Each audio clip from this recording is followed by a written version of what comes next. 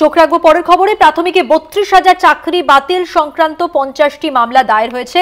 সবার বক্তব্য আলাদা আলাদা করে শোনা সম্ভব নয়। সিনিয়র আইনজীবী যারা নেতৃত্ব দেবেন তাদের বক্তব্য শোনা হবে, জানান বিচারপতি তপব্রত চক্রবর্তী ও ঋতব্রত কুমার মিত্রের ডিভিশন বেঞ্চ।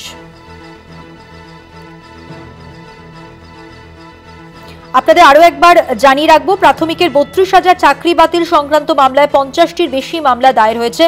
সবার বক্তব্য আলাদা আলাদা করে শোনা সম্ভব নয়। কয়েকজন বরিষ্ঠ আইনজীবী যারা নেতৃত্ব দেবেন তাদের বক্তব্য শোনা হবে বলে জানিয়েছেন বিচারপতি তপব্রত চক্রবর্তী ও বিচারপতি ঋতব্রত কুমার মিত্রের ডিভিশন বেঞ্চ। আইনজীবীদের তাদের বক্তব্যের সারাংশ লিখিত আকারে আদালতে জমা দিতে হবে, এমনটাই নির্দেশ দেওয়া হয়েছে ডিভিশন বেঞ্চের পক্ষ থেকে।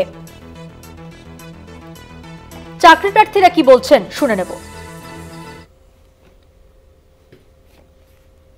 অযোগ্য প্রাইমারি হাই স্কুল এই জায়গাটা অনেক ক্ষেত্রে গুলিয়ে ফেলছেন। আপনারা মিডিয়াদেরকেই বলছি, আপনারা অনেক সময় এসএসসি প্রাইমারি 9, 10, 11, 12 প্রাইমারি একসঙ্গে গুলাবেন না। দয়া করে আপনাদের কাছে আমি রিকোয়েস্ট করছি, আমাদের মামলার ওএমআর প্রকাশিত হয়নি।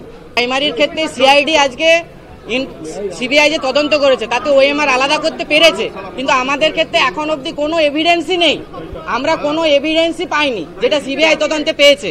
যেটা পেয়েছেন সেটা 236 জন কি আদার্স 73 জন, সেটা ওই 16 সালের রিক্রুটমেন্ট অনুযায়ী বা 2017 সালে যারা রিক্রুট হয়েছিল তাদের কেউ নয়। দয়া করে আপনারা এইটা বলবেন যে 2016 সালের সঙ্গে অন্য জিনিসগুলোকে গুলিয়ে ফেলবেন না। এখন অবধি কোনো এভিডেন্স আমাদের বিরুদ্ধে কিন্তু সিবিআই প্রডিউস করতে পারেনি।